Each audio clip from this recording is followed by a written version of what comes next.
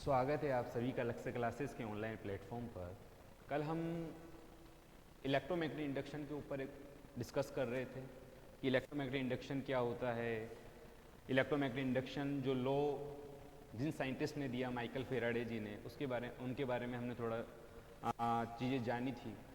कल हमने इस जो हम टॉपिक लेके चल रहे हैं, चैप्टर जो हम लेके चल रहे हैं, चैप्टर नंबर 6 इलेक्ट्रोमैग्नेटिक इंडक्शन, इसके अंदर हमने कल हम मैग्नेटिक फ्लक्स के बारे में बात किया था, कुछ फेराडे और हेनरी के एक्सपेरिमेंट के बारे में बात किए थे। आज हम वापस उसको थोड़ा सा रिवाइज कर लेते हैं कि इलेक्ट्रोमैग्नेटिक इंडक्शन होता क्या है, मैग्नेटिक फ्लक्स होता क्या है, उसको किससे रिप्रेजेंट करते हैं, उसका फॉर्मूला क्या होता है, उसकी क्वांटिटी क्या होती है, उसकी यूनिट्स क्या होती है। एक बार हम उसको वापस रिपीट कर लेते हैं, रिवाइज कर लेते हैं। फिर उसके बाद हम इलेक्ट्रोमैग्नेटिक्स जो फेराडे जी ने दो लॉ दिए, Faraday law of electromagnetic induction, Faraday law of first and Faraday law of second electromagnetic induction, उसके बारे में डिस्कस करेंगे। लेंज लॉ के बारे में डिस्कस करेंगे। चलाते हैं हम आगे, हम चलते हैं हमारी क्लास को लेकर। हमने जो प्रीवियस क्लास में हमने देखा था, मैग्नेटिक फ्लक्स के बारे में देखा। Magnetic flux, what is magnetic flux? हम सब जानते हैं मैग्नेटिक फ्लक्स को हम रिप्रेजेंट करते हैं φb से। मैग्नेटिक फ्लक्स के बारे में कल बताया था कि मैग्नेटिक फील्ड लाइंस अगर कोई भी क्लोज लूप से पास हो जाती है, कोई भी परपेंडिकुलर सरफेस से पास हो जाती है, या कोई भी सर्कुलर कॉइल से पास हो जाती है, तो वो मैग्नेटिक फ्लक्स बन जाता है। और हमने कल इसकी एक डेफिनेशन भी देखी थी कि number of magnetic field lines, number of magnetic field lines passing through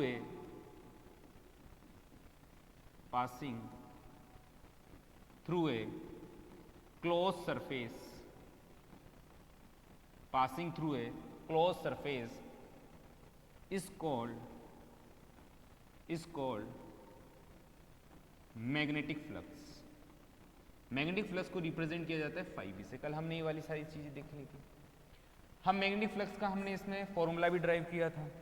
formula हमने क्या ड्राइव किया, देखें कि φb जो डायरेक्टली प्रोपोर्शनल होता है एक तो मैग्नेटिक फील्ड लाइन से, मैग्नेटिक फ्लक्स जो है वो डायरेक्टली प्रोपोर्शनल होता है एरिया, φb डायरेक्टली प्रोपोर्शनल होता है कोस, एक एंगल थीटा के। ये जो थीटा एंगल जो आता है वो मैग्नेटिक फील्ड लाइंस और एरिया वेक्टर के बीच में आता है। तीनों को हम इक्वेट कर देते हैं तो हमारे पास एक फॉर्मूला आ जाता है φb ba cos थीटा। कल हमने ये चीज़ें देख ली थी। ये cos है तो हम इसको डॉट प्रोडक्ट में लिख सकते हैं, तो इसको हम लिख सकते हैं b vector dot a vector. ये चीज़ हमने कल वहाँ पर देख ली थी हमारी प्रीवियस क्लास में। उसके बाद हमने इसके यूनिट की बात की थी। अगर मैं इसकी यूनिट की बात करता हूँ तो यूनिट जो होती है वो इस तरह से होती है। जो B है वो मैग्नेटिक फील्ड है, मैग्नेटिक फील्ड की यूनिट जो है वो टेस्ला है, और एरिया की जो यूनिट होती है वो मीटर स्क्वायर होती है। वैसे ही हम ऐसा यूनिट की बात करें, एक और यूनिट होती है मैग्नेटिक फ्लक्स की, वो होती है वेबर। मैं अगर इसके सीजीएस यूनिट की बात करता हूँ, सीजीएस यूनिट की बात करते हैं तो ये होता है मैक्सवेल।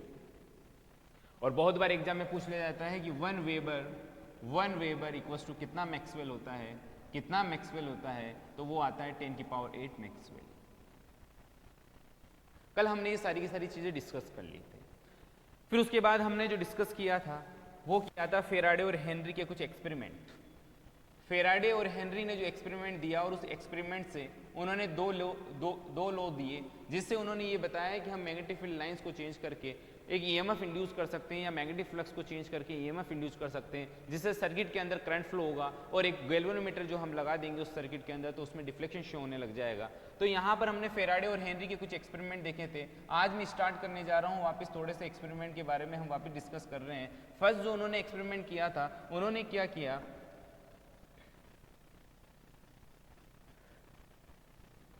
उन्होंने एक कॉइल लिया और कॉइल को इन्होंने किससे कनेक्ट कर दिया, गैल्वेनोमीटर से कनेक्ट कर दिया। ये एक कॉइल है और कॉइल को इन्होंने गैल्वेनोमीटर के साथ कनेक्ट किया। ये इन्हों का एक एक्सपेरिमेंट था। एक्सपेरिमेंट में उन्होंने कॉइल ली, कॉइल को उन्होंने गैल्वेनोमीटर के साथ कनेक्ट कर दिया। गैल्वेनोमीटर के बाद जो कॉइल है उसके पास में इन्होंने एक मैग्नेट को ले आए। मैग्नेट के अंदर दो पोल होते हैं, एक नॉर्थ पोल होता है और एक साउथ पोल होता है।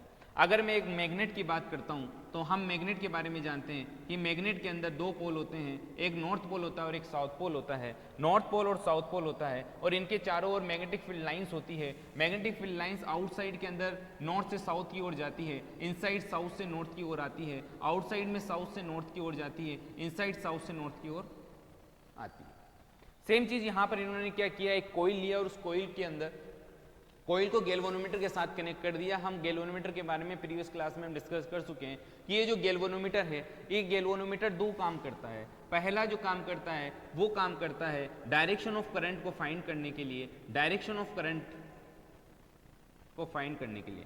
सेकंड जो इसकी थिंग होती है, सेकंड ये क्या काम करता है, सेकंड ये स्मॉल करंट को मेजर करता है, मेजर ऑफ स्मॉल करंट।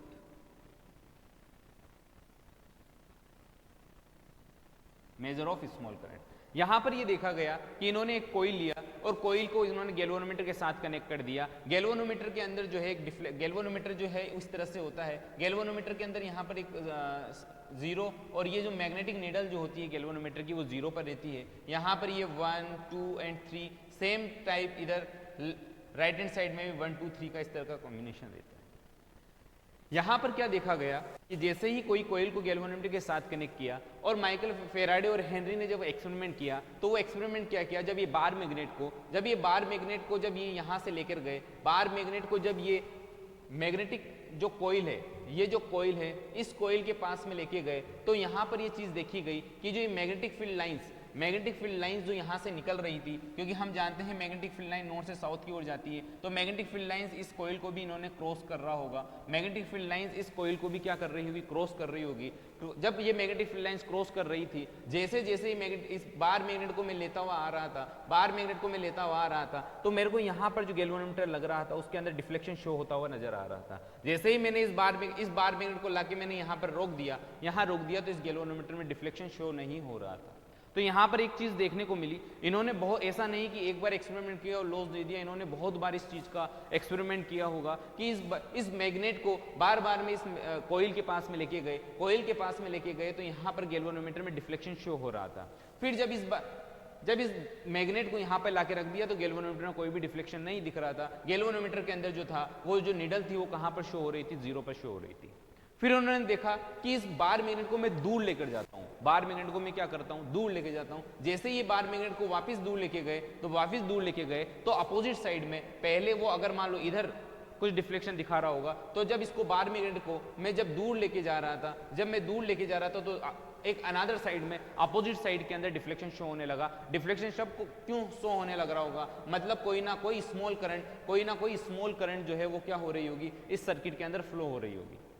यहां से एक निष्कर्ष निकला, यहां से एक रिजल्ट क्या निकला, जब भी बार मैग्नेट को लाया जाता है, पास लाया जाता है और दूर ले जाया जाता है तो क्या होता है, गैल्वेनोमीटर के अंदर डिफ्लेक्शन आता है। तो यहां से इन्होंने एक रीजन निकाला, क्या निकाला कि बार मैग्नेट जो होती है, बार मैग्नेट में मैग्नेटिक फील्ड लाइंस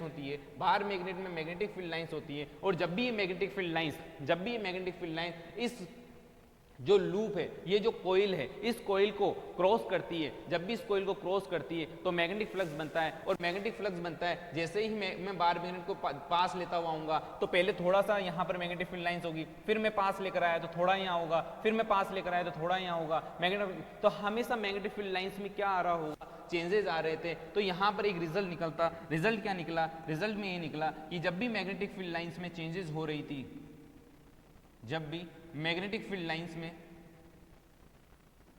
चेंजेस देखने को मिल रहे थे तो क्या हो रहा था, सर्किट के अंदर जो गैल्वेनोमीटर करंट था उसमें डिफ्लेक्शन शो हो रहा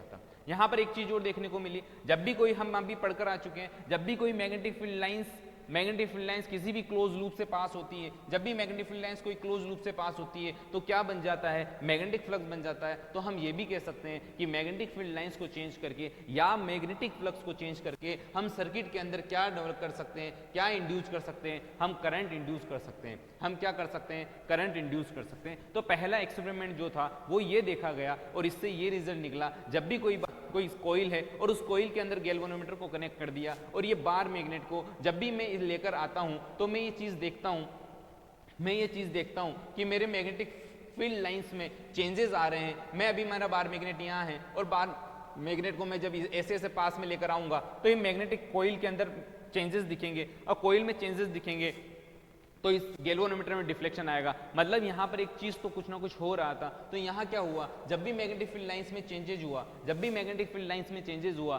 तो क्या हुआ, इस कोयल के अंदर ईएमएफ इंड्यूस हो गया। क्या इंड्यूस हो गया, ईएमएफ इंड्यूस हो गया। और ईएमएफ इंड्यूस हो गया तो सर्किट के अंदर क्या फ्लो होने लग गया, करंट फ्लो होने लग गया। सर्किट में जब करंट फ्लो होता है तो गैल्वेनोमीटर में क्या दिखाने लग गया, डिफ्लेक्शन दिखाने लग गया। पहला एक्सपेरिमेंट ये था। यहां पर और चीज देखी गई, अगर मैं इसको स्टैटिक मोड पर रख देता हूं, कहां रख देता हूं, स्टैटिक मोड पर रख देता हूं, तो गैल्वेनोमीटर में डिफ्लेक्शन नहीं आ रहा था। गैल्वेनोमीटर में डिफ्लेक्शन तभी आ रहा था जब मैं बार मैग्नेट को पास लेकर जा रहा था, जब मैं बार मैग्नेट को दूर लेके जा रहा था। अगर मेरे मान लो ये कोई कोइल है, ये कोइल है, मैं बार मैग्नेट को लेते आ रहा हूं तो इस यहाँ जो गैल्वेनोमीटर कनेक्ट है इसमें डिफ्लेक्शन आ रहा होगा। मैंने इसको इसके पास में लाके रख दिया, हाँ मैग्नेटिक फील्ड लाइंस पास हो रही है, मैग्नेटिक फ्लक्स बन रहा है, पर यहाँ पर कोई भी करंट इंड्यूस नहीं हो रहा है। करंट इंड्यूस तभी होगा जब मैग्नेटिक फील्ड लाइंस में क्या होंगे, चेंजेस होंगे, और मैग्नेटिक फील्ड लाइंस में चेंजेस होंगे तो ईएमएफ इंड्यूस होगा, और ईएमएफ इंड्यूस होगा तो सर्किट के अंदर करंट फ्लो होगा, और सर्किट में करंट फ्लो होगा तो गैल्वेनोमीटर में डिफ्लेक्शन आ जाएगा। यहां पर ये फेराडे का ये फर्स्ट एक्सपेरिमेंट था। फेराडे का जो सेकंड एक्सपेरिमेंट था, उन्होंने क्या किया, फेराडे के सेकंड एक्सपेरिमेंट इन्होंने कुछ नहीं किया। यहां पर वापस इस तरह से ये कोइल ली, कोइल लेने के बाद इसको कनेक्ट कर दिया गैल्वेनोमीटर के साथ। इसको किससे कनेक्ट कर दिया, गैल्वेनोमीटर के साथ। अब यहां पर इन्होंने बार मैग्नेट की जगह, यहां पर बार मैग्नेट की जगह क्या किया, यहां पर एक और कोइल लिया, यहां पर वापस इन्होंने एक कोइल ली, और उस कोइल को यहां पर हमने जो है गैल्वेनोमीटर के साथ कनेक्ट किया है। अब हम क्या करेंगे, यहाँ पर जो भी कोइल ली है, यहाँ जो भी कोइल ली है इन्होंने, जो भी कोइल ली है उसको इन्होंने एक बैटरी के साथ कनेक्ट कर दिया, और बैटरी के साथ कनेक्ट कर दिया। बैटरी के अंदर एक प्लस टर्मिनल होता है और एक माइनस टर्मिनल होता है, और यहाँ से इसके अंदर करंट फ्लो होगा, यहाँ करंट फ्लो होगा, यहाँ करंट फ्लो होगा, इसके अंदर भी करंट फ्लो होगा, करंट फ्लो होगा तो यहाँ पर क्या होगा, मैग्नेटिक फील्ड लाइंस आ जाएगी। यहाँ पर क्या आ जाएगी, मैग्नेटिक फील्ड लाइंस आ जाएगी। ये कैसे आई, ये हम एक ओरस्टेड का, हम चैप्टर नंबर 4 के अंदर एक एक्सपेरिमेंट पढ़कर आ चुके हैं। वो एक्सपेरिमेंट है ओरस्टेड एक्सपेरिमेंट। ओरस्टेड एक्सपेरिमेंट क्या कहता है, ओरस्टेड एक्सपेरिमेंट क्या बोलता है, ओरस्टेड एक्सपेरिमेंट में ये बोला, ओरस्टेड साहब एक सर्किट के ऊपर वर्क कर रहे थे, एक सर्किट के ऊपर वर्क कर रहे थे। यहाँ पर इन्होंने एक बल्ब को कनेक्ट कर रखा था, एक की लगा रखी थी, यहाँ पर ये प्लस और माइनस टर्मिनल था। जैसे ही यहाँ पर इन्होंने की को ऑन किया तो सर्किट के अंदर करंट फ्लो होने लगा, सर्किट में करंट फ्लो होने लगा, सर्किट में करंट फ्लो होने लगा तो बल्ब जो है ऑन हो गया, बल्ब ऑन हो गया, सर्किट में करंट फ्लो होने लगा। पर ओरस्टेड साहब जो एक्सपेरिमेंट कर रहे थे उन्होंने क्या किया, यहाँ पर उनकी जो टेबल थी उस टेबल के ऊपर यहाँ पर एक मैग्नेटिक नीडल रखी हुई थी। क्या रखी हुई थी, मैग्नेटिक नीडल रखी हुई थी। क्या रखी हुई थी भाई, मैग्नेटिक नीडल रखी हुई थी।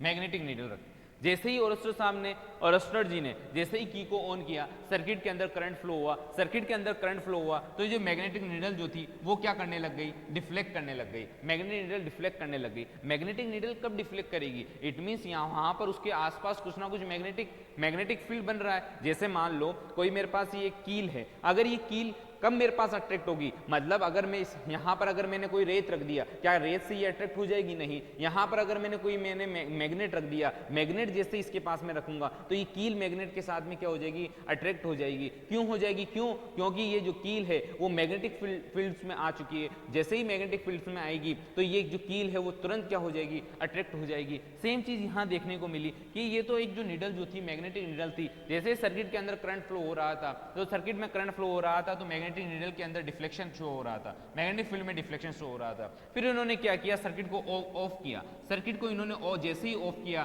तो सर्किट के अंदर करंट फ्लो होना बंद हो गया। सर्किट में जैसे करंट फ्लो होना बंद हो गया तो मैग्नेटिक नीडल पहले जो डिफ्लेक्ट कर रही थी अब वो वापस स्टैटिक मोड पर आ गई। तो इन्होंने एक चीज देखा कि मैग्नेटिक नीडल जब भी रिफ्लेक्ट कर सकती है कि मतलब उसके आसपास कहीं ना कहीं मैग्नेटिक फील्ड बना हुआ है। तो यहाँ पर इन्होंने एक रिजल्ट दिया। क्या रिजल्ट दिया, जब भी कोई भी एक वायर है और उस वायर के अंदर अगर करंट फ्लो होता है तो उसके आसपास उसके आसपास मैग्नेटिक फील्ड क्रिएट हो जाता है, उसके आसपास मैग्नेटिक फील्ड क्रिएट हो जाता है। सेम चीज यहां पर मैं बताने जा रहा था। हम ओरस्टेड के एक्सपेरिमेंट को देखा और वहां से हमने एक चीज समझा, कोई भी करंट कैरिंग कंडक्टर है और करंट कैरिंग कंडक्टर के अंदर अगर करंट फ्लो होता है, कोई भी करंट फ्लो हो रहा है तो करंट फ्लो होता है तो उसके चारों ओर एक मैग्नेटिक फील्ड बन जाती है। सेम चीज यहां पर, जैसे ही सर्किट को मैंने क्या किया, सर्किट को मैंने ऑन किया तो सर्किट के अंदर करंट फ्लो होने लगा, सर्किट को करंट फ्लो होने लगा तो यहां पर क्या होगा, सर्किट के जो वायर है, जो कॉइल है, ये जो कॉइल है, इस कॉइल के चारों ओर क्या चीज क्रिएट हो जाएगी,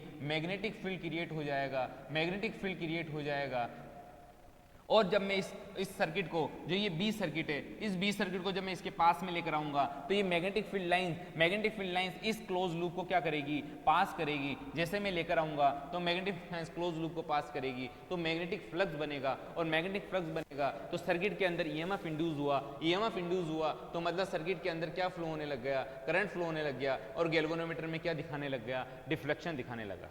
जैसे ही मैंने अब इस सर्किट को उठा के यहाँ लाया, अब सर्किट को उठा के मैं दूर लेकर जाऊंगा तो वापस मैग्नेटिक फील्ड लाइंस में चेंजेस आएंगे, मैग्नेटिक फील्ड लाइंस में चेंजेस आएंगे, और magnetic field lines close loop से पास होगी तो मैग्नेटिक फ्लक्स में भी चेंजेस आएंगे, मैग्नेटिक फ्लक्स में चेंजेस आएंगे तो गैल्वेनोमीटर के अंदर डिफ्लेक्शन पहले इधर हो रहा था, अब अपोजिट साइड में डिफ्लेक्शन दिखाने लगा। तो दूसरा जो एक्सपेरिमेंट था उन्होंने ये किया। तीसरे एक्सपेरिमेंट में क्या किया, तीसरे एक्सपेरिमेंट में जो थर्ड जो एक्सपेरिमेंट था उन्होंने क्या किया, यहाँ पर जो है एक की को लगा दिया, यहाँ पर क्या कर दिया, एक की को लगा दिया, की जो कि सर्किट को ऑन ऑफ करने के लिए काम आती है। जैसे हमारे घरों के अंदर जो स्विच बोर्ड होते हैं वहाँ पर जैसे हम फैन को ऑन करते हैं तो हम ऑन करते हैं हमारा फैन स्टार्ट हो जाता है, ऑफ करते हैं फैन ऑफ हो जाता है। तो यहाँ पर हमने एक की लगा दिया, जैसे ही मैंने की को ऑन किया, जैसे ही मैंने की को ऑन किया तो सर्किट के अंदर करंट जो है फ्लो होने लगा। सर्किट के अंदर जब भी करंट फ्लो होता है ऐसा नहीं है कि तुरंत फ्लो हो जाता है, कुछ ना कुछ माइक्रो सेकंड टाइम लेता है जीरो से मैक्सिमम जाने पर। जीरो से मैक्सिमम पर गया, ये अब मेरे को इसको आगे पीछे ले जाने की जरूरत नहीं है, ये इसके पास में ही रखा हुआ है। जैसे ही मैंने की को ऑन किया तो मेरे करंट को जीरो से मैक्सिमम पहुंचने में, जीरो से मैक्सिमम पहुंचने में कुछ माइक्रो सेकंड टाइम लगा होगा, चाहे थोड़ा सा टाइम लगा पर मेरा माइक्रो सेकंड टाइम लगा, माइक्रो सेकंड टाइम लगा। तो यहाँ पर मैग्नेटिक फील्ड लाइंस बनी होगी और मैग्नेटिक फील्ड लाइंस इस क्लोज लूप को कट करी होगी, क्लोज लूप में कट करी होगी तो यहाँ पर मैग्नेटिक फील्ड में नीडल दिखाया होगा और वापस ही जीरो पर आ गए। यहाँ पर ये चीज देखने को मिली। फिर इन्होंने क्या किया, सर्किट को क्या कर दिया, ऑफ कर दिया। सर्किट को इन्होंने ऑफ करा, जैसे ही सर्किट को ऑफ करा तो ऐसा नहीं है करंट एकदम से डाउन हो जाएगा, मैक्सिमम से जीरो पर आने के लिए कुछ ना कुछ माइक्रो सेकंड टाइम लगेगा। वापस मैग्नेटिक फील्ड लाइंस में चेंजेस आएंगे, वापस मैग्नेटिक फ्लक्स में चेंजेस आएगा, मैग्नेटिक फ्लक्स में चेंजेस आएगा तो सर्किट के अंदर कुछ थोड़ा सा करंट आएगा और दूसरी टाइप डिफ्लेक्शन करके वापस जीरो पर आ जाएगा। तो यहाँ से कंक्लूजन क्या निकला, यहाँ से एक कंक्लूजन क्या निकला, कंक्लूजन ये निकला, जो रिजल्ट जो निकले Faraday law of electromagnetic induction के, वो रिजल्ट्स क्या निकले। पहली चीज ये निकली, अगर मेरा कोई भी मैग्नेट है, ये मेरा कोई भी मैग्नेट है या मेरा कोई इलेक्ट्रिकल सर्किट है, इलेक्ट्रिकल सर्किट है, अगर ये रेस्ट मोड पर है, अगर रेस्ट मोड पर है, रेस्ट मोड पर है तो सर्किट के अंदर कोई भी करंट गैल्वेनोमीटर में कोई भी डिफ्लेक्शन शो नहीं होगा। अगर मैंने मैग्नेटिक फील्ड लाइंस को क्या कर रहा हूं, मैग्नेटिक फील्ड लाइंस को मैंने चेंज किया, मैग्नेटिक फील्ड लाइंस को चेंज किया तो क्या हुआ, मैग्नेटिक फ्लक्स में भी चेंज आया। तो क्या हुआ, मैग्नेटिक फ्लक्स में भी चेंजेज आए, और मैग्नेटिक फ्लक्स में चेंजेज आए तो सर्किट के अंदर ईएमएफ इंड्यूस हो गया, ईएमएफ इंड्यूस हो गया, और ईएमएफ इंड्यूस हो गया तो सर्किट के अंदर करंट फ्लो होने लगा, करंट फ्लो होने लग गया, और करंट फ्लो होने लग गया तो गैल्वेनोमीटर के अंदर डिफ्लेक्शन शो होने लगा। अगर हम इसको पास में लेकर आएंगे तो गैल्वेनोमीटर में डिफ्लेक्शन वन साइड में एक साइड में डिफ्लेक्ट करेगा, अगर मैं इसको दूर लेकर जाऊंगा तो अपोजिट साइड के अंदर डिफ्लेक्शन शो होने लगा। तो यहां से ये रिजल्ट्स निकले, और रिजल्ट्स निकलने के बाद फेराडे साहब ने दो यहां पर लॉज दिए, जो फर्स्ट दो तरह के लॉज दिए, फिर जिनको बोला गया Faraday laws of electromagnetic induction. Board exam के पॉइंट ऑफ व्यू से बहुत इंपॉर्टेंट टॉपिक है, बहुत इंपॉर्टेंट टॉपिक है, एग्जाम में बहुत बार पूछा गया है, Faraday laws of electromagnetic induction, Faraday laws of electromagnetic induction.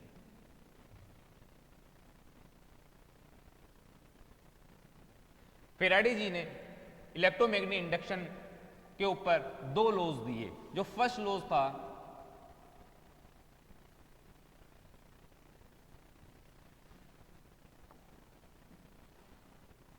First law जो था वो था Faraday law,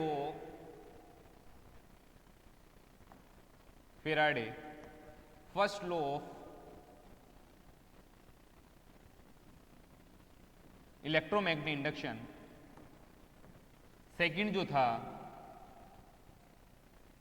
Faraday second law of electromagnetic induction. अब Faraday first law of electromagnetic induction क्या है, Faraday second law of electromagnetic induction क्या है, जितनी चीजें अभी हमने बोली है वही चीजें उन्होंने यहां पर लाके रख दिया। क्या बोला कि जब भी मैग्नेटिक फील्ड लाइंस में मैग्नेटिक फील्ड लाइंस चेंजेस आते हैं या मैग्नेटिक फ्लक्स में चेंजेस आते हैं तो सर्किट के अंदर एक ईएमएफ इंड्यूस हो जाता है। ये इन्हों का फेराडे लॉ साहब का फर्स्ट लॉ था। Faraday law of electromagnetic induction क्या कहता है, first law of electromagnetic induction में थ्योरी दी गई, second law of electromagnetic induction के अंदर मैथमेटिकल इक्वेशन से इनको रिप्रेजेंट करके बताया गया। First Faraday first law of electromagnetic induction क्या बोला गया कि जब भी मैग्नेटिक फील्ड लाइंस में या मैग्नेटिक फ्लक्स में चेंजेस आते हैं तो सर्किट के अंदर ईएमएफ इंड्यूस हो जाता है। Faraday second law of electromagnetic induction क्या कहता है, इन्होंने बोला कि जो भी इंड्यूस ईएमएफ होगा, जो भी ईएमएफ इंड्यूस होगा वो डायरेक्टली प्रोपोर्शनल हो जाएगा, क्योंकि ईएमएफ इंड्यूस कैसे हो रहा है, वो हो रहा है कि मैग्नेटिक फ्लक्स के किसके वजह से, चेंज की वजह से। और हम चेंज को बोलते हैं रेट ऑफ चेंज, क्योंकि टाइम के साथ चेंज होने वाली चीजों को हम रेट ऑफ चेंज से बोलते हैं, rate of change of magnetic flux.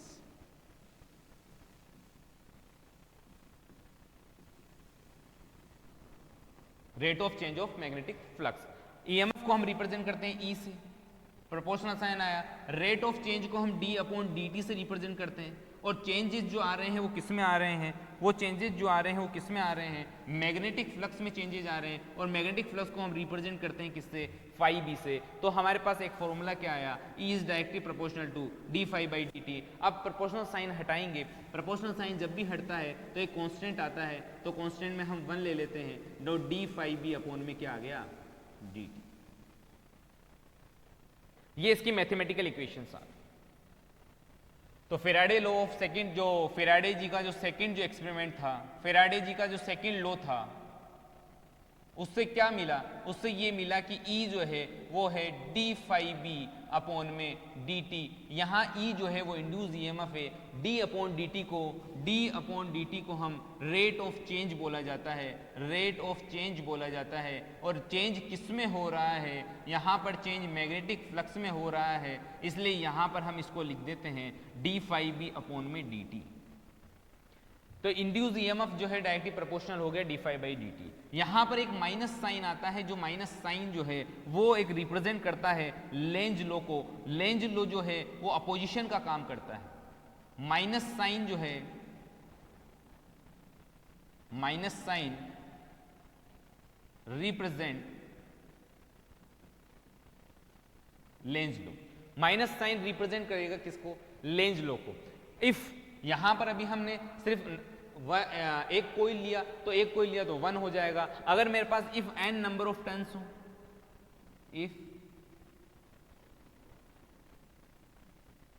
If n number of turns, तो E equals to minus n d phi B upon में डी टी। ये बहुत मोस्ट इंपॉर्टेंट फॉर्मूला हमारे सामने ड्राइव हो चुका है। E equals to minus n d phi B, d phi B upon में डी टी। ये फेराडे जी के दो लॉज थे, Faraday law of electromagnetic induction first and Faraday law of electromagnetic induction second. Faraday जो first law था उसके अंदर इन्होंने सिर्फ एक डेफिनेशन के रूप में इन्होंने बताया कि जब भी मैग्नेटिक फील्ड लाइंस में या मैग्नेटिक फ्लक्स में चेंजेस आता है तो ईएमएफ इंड्यूस हो जाता है। और सेकंड के अंदर उन्होंने बताया जब भी ईएमएफ इंड्यूस होता है, तब भी जब भी ईएमएफ इंड्यूस होता है तो rate of change of magnetic flux, क्योंकि जब हम बार मैग्नेट को जब हम पास में लेकर आ रहे थे तो टाइम के साथ इसकी पोजीशन क्या हो रही थी, चेंज हो रही थी टाइम, और ये जैसे जैसे मैग्नेटिक फील्ड लाइंस इस क्लोज लूप को पार कर रही थी तो मैग्नेटिक फ्लक्स में पहले यहाँ आया होगा तो कुछ चेंजेस आए, फिर पास में गया तो और चेंजेस आए, फिर पास में गया तो और चेंजेस आए। तो मैग्नेटिक फ्लक्स में क्या हो रहा था, टाइम के साथ चेंज आ रहा था। जब भी टाइम के साथ कोई चीज चेंज आती है तो हम उसको रेट ऑफ चेंज बोलते हैं। और यहाँ पर चेंजेस किसके थ्रू है, यहाँ पर मैग्नेटिक फ्लक्स के लिए है, तो यहाँ पर हम क्या लिख देते हैं, डी फाई बी अपॉन में dt। तो आज हमने क्या देखा, हमने मैग्नेटिक फ्लक्स के बारे में बात करी, हमने Faraday law of electromagnetic induction के बारे में बात करी। आज हमने ये सारी दोनों के दोनों लॉज के बारे में पढ़ लिए। दोनों लॉज क्या बोलते हैं, फेराडे फर्स्ट लॉ क्या बोला, फेराडे जी ने बोला कि जब भी मैग्नेटिक फील्ड लाइन से मैग्नेटिक फ्लक्स चेंज होगा तो ईएमएफ इंड्यूस हो जाएगा। सेकंड के अंदर मैथमेटिकल इक्वेशन के द्वारा बताया गया कि E इक्वस टू जो है rate of change of magnetic flux है, तो E जो है equals to d phi by d t हो गया। यहाँ पर ये माइनस साइन जो रिप्रेजेंट करता है वो किसको करता है, लेंज लॉ को। लेंज लॉ वो चीज है जो क्या करता है, हमारे कोइल के अंदर करंट की डायरेक्शन को फाइंड करने के काम आता है। लेंज साहब जो थे उन्होंने एक लॉ दिया, ये जो लॉ दिया वो लॉ क्या था कि जब कि सर्किट के अंदर कोइल के अंदर जो करंट फ्लो होने वाला है उसकी डायरेक्शन को बताता है। लेंज लॉ ने ये करा, यहाँ पर इसलिए माइनस साइन ही आया। यहाँ पर अगर n नंबर ऑफ टर्न्स हैं तो E इक्वल्स टू क्या हो गया, minus N d phi by d t हो गया, minus N d phi by d t हो गया। बोर्ड एग्जाम के पॉइंट ऑफ व्यू से बहुत इंपॉर्टेंट टॉपिक था आज का, Faraday law of electromagnetic induction. हमने देखे तीनों के तीनों एक्सपेरिमेंट, किस तरह से फेराडे और हेनरी ने एक्सपेरिमेंट करा, और एक्सपेरिमेंट करने के बाद सिर्फ हम आगे पीछे करके मैग्नेटिक बार मैग्नेट को या कोई भी एक सर्किट को या हम की को लगा के सिर्फ हम आगे पीछे करके हम क्या कर सकते हैं, हम सर्किट के अंदर ईएमएफ इंड्यूस कर सकते हैं, और ईएमएफ इंड्यूस हो जाएगा तो सर्किट के अंदर करंट फ्लो होने लग जाएगा और गैल्वेनोमीटर में डिफ्लेक्शन शो होने लग जाएगा। नेक्स्ट क्लास के अंदर हम देखेंगे लेंज लॉ के बारे में, जो हमारी जो क्लासेस होने वाली है उसके अंदर हम बात करेंगे लेंज लॉ के लिए। लेंज लॉ क्या है, लेंज लॉ किस तरह से डायरेक्शन फाइंड आउट करता है। लेंज लॉ को अगर मैं थोड़ा सा इंट्रोडक्शन दूं तो लेंज लॉ के बारे में कहा जाता है जो करंट को पैदा करता है। यहाँ पर क्या हो रहा है, जैसे ही मैं बार मैग्नेट को आगे पीछे लेकर आ रहा हूँ, बार मैग्नेट को आगे पीछे लेकर आ रहा हूँ तो क्या हो रहा था, सर्किट के अंदर ही तो करंट फ्लो हो रहा था, सर्किट में करंट फ्लो हो रहा था। तो क्या हुआ, अगर मैं बार मैग्नेट को मैंने रख दिया स्टैटिक मोड पे तो सर्किट में करंट फ्लो नहीं हो रहा था। बार मैग्नेट को आगे पीछे किया तभी सर्किट में करंट फ्लो हो रहा था। तो क्या हुआ, लेंज लॉ क्या कहते हैं, जो करंट इंड्यूस करता है मैं उसी का क्या करता हूं, अपोज करता हूं। लेंज लॉ ने इस तरह से बताया। हम कल देखेंगे लेंज लॉ ने किस तरह से क्या कहा, और हम बताएंगे कि कोई भी कोइल है उसके अंदर जो करंट की डायरेक्शन होगी, कोइल के अंदर जो करंट की डायरेक्शन होगी, कोइल के अंदर करंट की डायरेक्शन के बारे में हम बताएंगे, लेंज लॉ के बारे में बताएंगे। आज हमने जो देखा ये बहुत इंपॉर्टेंट टॉपिक था। आज इसको आप वापस एक बार रिपीट करना, रिपीट करने के बाद ये चीज़ें मुझे पता है कि ये सारी की चीज़ें आपको याद हो चुकी होगी, और हम इसको और अच्छे से लेंज लॉ के बारे में हम कल डिस्कस करेंगे। Thank you.